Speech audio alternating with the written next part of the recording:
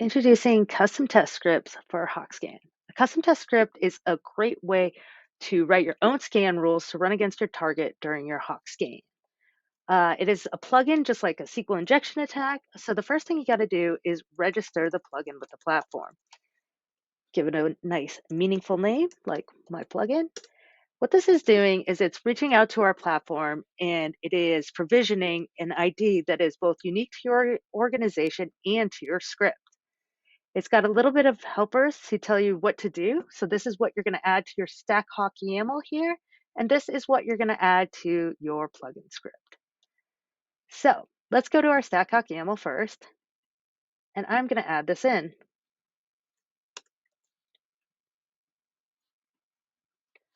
Make sure it's formatted correctly because it is YAML. So first, the name is actually the fully qualified name of your script. It does not have to match your plugin ID, or plugin name, but it can. Mine is named tenancy check, and it does have to have the date.js. This is the type of script it is, and then the path to it. And the language, of course, is JavaScript. So mine is actually in Hawk scripts. And if we open up our Hawk scripts, we see that there's actually an active directory under there. And that is basically how we tell the scanner how to find the scripts is by putting it in its type directory.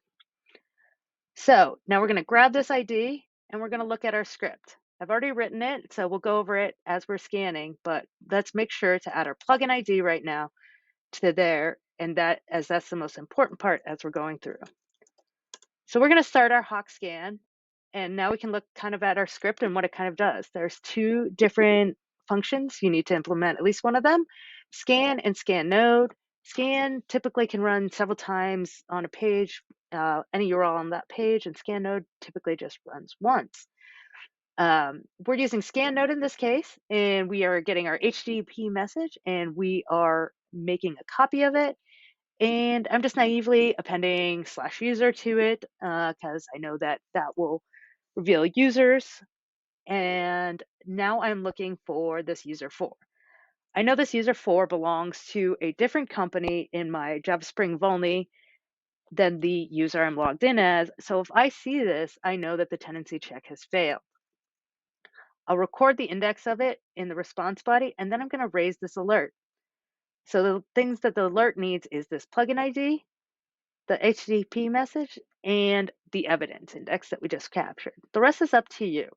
So you can set the risk, title, description, solution.